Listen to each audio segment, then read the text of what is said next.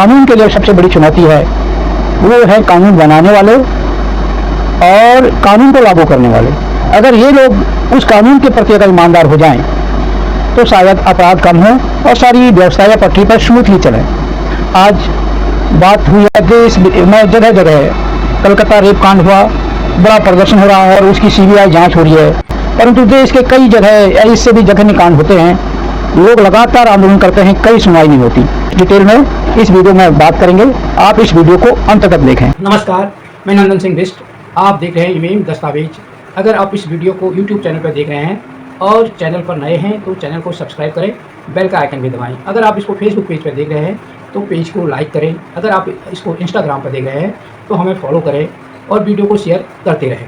देश में जगह जगह कलकत्ता रेप कांड हुआ, बड़ा प्रदर्शन हो रहा है और उसकी सीबीआई जांच हो रही है।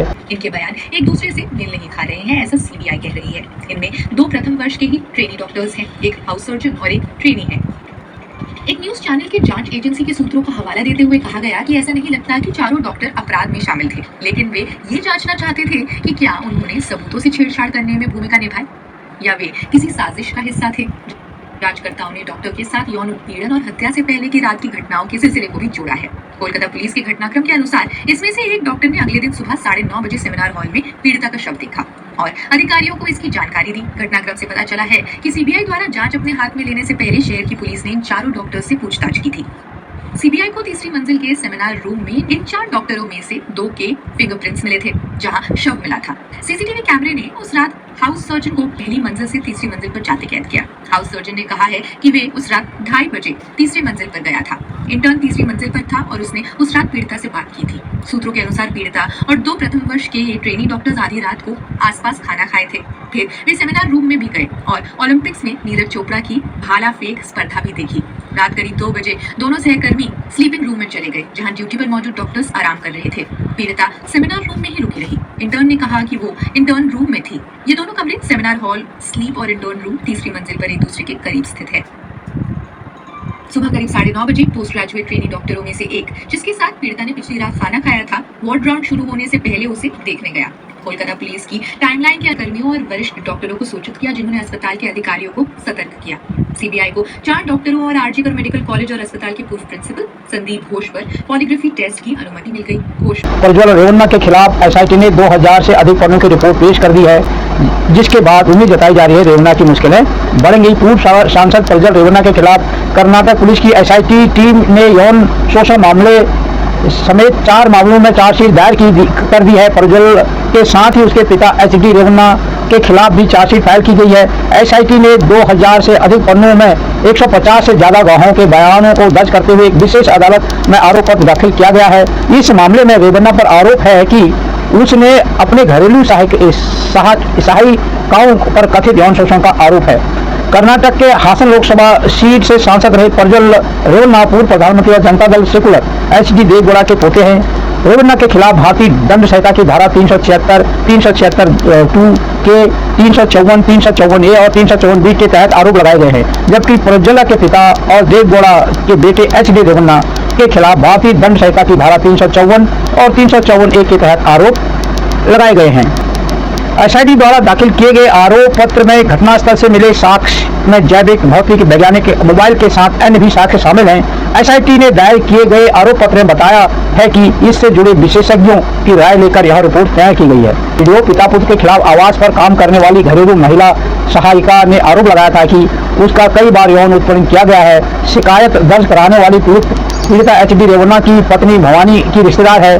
आपकी जानकारी के अनुसार बता दें कि प्रज्वल रेवन्ना बीते लोकसभा चुनाव में हासन लोकसभा सीट एनडीए गठबंधन के तहत उम्मीदवार थे, हालांकि उनको हार का सामना करना पड़ा। लोकसभा चुनाव के दौरान ही रेवन्ना की कई अश्लील वीडियो सोशल मीडिया पर सामने आए, जिसमें वो महिलाओं के साथ यौन शोषण करते हुए देखा गया, जिसके बाद इस मामले को लेकर कांग्रेस ने देश भर में खूब हंगामा हुआ और कर्नाटक राज्य महिला आयोग के अध्यक्ष नाग लक्ष्मी चौधरी ने वायरल वीडियो की जांच की मांग की थी। केस है आसाम के नौगांव का, जिसमें जो पीड़िता है उसके पिताजी ने कहा है कि मेरी बेटी मुझसे ठीक बात भी नहीं कर पा रही है। आसम गैंग रेप पीड़िता के पिता ने बयां किया दर्द। आसम नौगांव के इस लड़की के पिता ने कहा कि जब मैं उससे मिला तो वह बोल भी नहीं पा रही थी। हमारे गाँव में हर कोई डर में है। आसाम के नौगांव जिले के भीम में गैंग रेप के मुख्य आरोपी ने पुलिस हिरासत से भागकर तालाब में छलांग लगा दी और उसकी मौत हो गई। उसको शुक्रवार को गिरफ्तार किया गया था। उसकी पहचान तफजुल इस्लाम के तौर पर हुई थी। गुरुवार को ट्यूशन क्लास से घर लौट रही नाबालिग लड़की के साथ वह गैंग रेप में शामिल एक आरोपी था। बाकी 2 अभी फरार हैं। पुलिस ने दावा किया है कि पूछताछ के बाद इस्लाम को शनिवार को करीब 3 बजे क्राइम सीन पर ले जाया गया था। वह हथकड़ी लगे हुए भी तालाब में कूद गया। नागांव के एसपी स्वप्नवील डेका ने बताया कि हमने इलाके की घेराबंदी की और स्टेट डिजास्टर रिलीफ फोर्स को बुलाया। इसके बाद उन्होंने शव को बरामद किया। इसमें कांस्टेबल के हाथ में भी चोट लग गई। जब इंडियन एक्सप्रेस ने सवाल किया कि आरोपी को उस समय क्राइम सीन पर क्यों ले जाया गया, तो डेका ने कहा कि ऐसा इसलिए किया गया क्योंकि शुक्रवार को पूरे दिन विरोध प्रदर्शनों की वजह से शहर गुस्से में था। रेप के बाद शहर में सैकड़ों स्थानीय लोग सड़क पर उतर आए और आरोपियों के खिलाफ सजा की मांग करने लगे। डेका ने आगे कहा, पुलिस स्टेशन को प्रदर्शनकारियों ने रात 11:30 बजे तक बंद रखा था। हमें अनुमान था कि शनिवार को भी विरोध प्रदर्शन होंगे, इसलिए रात के समय आरोपी को पहचान के लिए ले जाने और बाकी आरोपियों की तलाश में उनके घर पर छापा मारने के लिए बिल्कुल सही था। हम यह भी देखना चाहते थे कि वह क्राइम सीन को कितना जानता है। नाबालिग लड़की अभी नागांव के मेडिकल कॉलेज और हॉस्पिटल में भर्ती है। यहाँ पर उसको कुछ स्थानीय लड़कों द्वारा लाया गया था। उन्होंने कहा कि जहाँ पर लड़की मिली है वहाँ पर धान के खेत हैं। इतने ही नहीं, वहाँ पर कोई भी लाइट लगी हुई नहीं है। लड़की अपने दादा दादी के साथ रहती थी। उसके पिता राज्य की राजधानी में काम करते हैं। जब वह छोटी थी तो उसकी माँ का निधन हो गया था। उसकी दादी ने बताया कि शुक्रवार को जब लड़की दूसरे गांव से ट्यूशन पढ़कर घर पर नहीं लौटी तो वह चिंता करने लगी। दादी ने बताया कि वह एक हफ्ते में 3 बार दोपहर में ट्यूशन के लिए वहाँ पर जाती थी। ज़्यादातर उसके चाचा उसे अपनी कार में वहाँ पर छोड़ देते थे और लेकर भी आ जाते थे। लेकिन उस दिन वह साइकिल से वहाँ पर गई थी और जब वह शाम 6 बजे तक घर पर नहीं लौटी तो मैंने उसकी सहेली को फ़ोन मिलाया। उसने बताया कि वह कुछ देर पहले ही यहाँ से चली गई है। उन्होंने कहा कि उन्होंने लड़की को फ़ोन भी नहीं दिया था। उस लड़की के पिता गुरुवार की रात को गुवाहाटी से वापस आ गए। उन्होंने कहा कि जब मैं उससे मिला तो वह बोल भी नहीं पा रही थी। हमारे गाँव में हर कोई डरा हुआ है। हम चाहते हैं कि बाकी के 2 आरोपियों को भी जल्द से जल्द गिरफ्तार किया जाए और उन्हें सख्त से सख्त सजा मिले। आरोपी का घर लड़की के घर से सटे गांव में ही है। इतना ही नहीं, वहां पर शनिवार को पुलिस फोर्स तैनात की गई थी।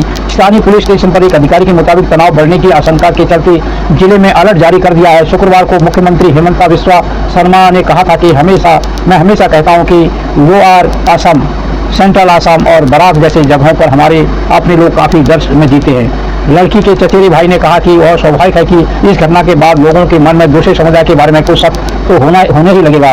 लेकिन उन्होंने यह भी कहा कि यह सभी 24 गाँव के सभी समुदाय के लोग हमारा समर्थन कर रहे हैं। तनाव को कम करने के लिए इस्लाम गाँव के लोगों ने ऐलान किया है कि वे उसके परिवार का सामूहिक तौर पर बहिष्कार कर देंगे।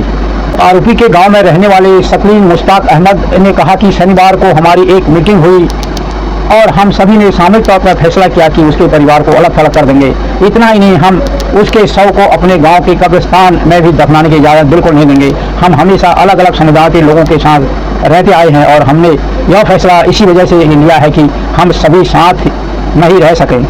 इस्लाम के घर पर उसके पिता ने पूछा कि उसका बेटा हथकड़ी पहने हुए तालाब में क्यों कूदेगा। उन्होंने कहा कि अगर उसने कुछ किया है तो मामला कोर्ट में जाना चाहिए, इस तरह नहीं। बदलापुर यौन शोषण केस एमबीए ने महाराष्ट्र में 24 अगस्त का बंद वापस लिया। कोर्ट ने कहा था कि किसी को बंद बुलाने या बंद करने का अधिकार नहीं। के खिलाफ जो अत्याचार आए दिन सुनने में आ रहे हैं, 12 घटनाएं हो गई हैं 10 दिन में। थाने में हर रोज एक पॉक्सो एक्ट के अंतर्गत एक केस दर्ज हो रहा है। आप महिलाओं को सुरक्षा नहीं दे पाते हैं, बेटियों को सुरक्षा नहीं दे पाते हैं और आप लाखों करोड़ों महाराष्ट्र का पैसा फूंक देते हैं अपने प्रचार के लिए। 200 करोड़ से ज्यादा आपका प्रचार यंत्र चल रहा है लाडली बहन योजना के लिए। आज बेटियां कह रही है, महाराष्ट्र की बेटियां कह रही है, ले लो हमसे 2,000 रुपए नहीं चाहिए, आपके 1,500 रुपए, हमें हमारा न्याय दो, हमें हमारी सुरक्षा दो। आज आपने महाराष्ट्र को, उत्तर प्रदेश के बाद अगर घटनाएं हो रही है, जघन्य अपराध हो रहे हैं, वो महाराष्ट्र में हो रहे हैं। देश महाराष्ट्र की महिलाएं पूछ रही है शक्ति कानून का क्या हुआ। हम बिल्कुल कोर्ट पर जो है जो एक्सेप्ट करते हैं, जो निर्णय है उसको, क्योंकि हम देश के संविधान को मानते हैं, संविधान चौक में खड़े। लेकिन अड़के सदावर्ती जी और उनके सदस्य अगर महाराष्ट्र की महिलाओं को सुरक्षा का आश्वासन दे और ये बताए कि महाराष्ट्र में जो इतनी घटनाएं घट रही है उसके हो गए, उनकी क्या उनकी सोच है, क्या वो करने वाले हैं। जिस तरह से आज लोगों की मानसिकता हो गई कि हमें लाडली बहन नहीं चाहिए, हमें सुरक्षित बहन चाहिए। आज दुर्भाग्यवश हम देख रहे हैं कि महाराष्ट्र में अलग अलग जगह पे अलग अलग घटनाएं हो रही है। ऐसे समय में सब महिलाओं का हमारा कहना एक ही है। आज हम जाते हैं मुंबई में, देखिए कितनी सारी घटना हुई है। थाना में 7 महीने में 57% जो है वो क्राइम रेट बढ़ा है। लेकिन दुर्भाग्यवश जब हम इसकी आवाज उठाने की कोशिश करें तो सरकार हमारी आवाज बंद करने के लिए बहुत सारे हथियार इस्तेमाल करती है, लेकिन वो हमारी आवाज बंद नहीं कर पाएंगे। हम महिलाओं की लड़ाई लड़ते थे, आगे भी लड़ेंगे, क्योंकि ये लड़ाई महिलाओं के, आपको मैं बोलना चाहती हूँ, माताओं के सम्मान के लिए, जात उसके बोल रही महिलाओं के सम्मान के लिए और रक्षण के लिए, बच्चों के लिए। आज बच्चियां स्कूल में सेफ नहीं है, बच्चियां अस्पताल में सेफ नहीं है, अगर बच्चियां मंदिर में सेफ नहीं है तो महिला कहाँ सेफ है बताइए महिला बहने।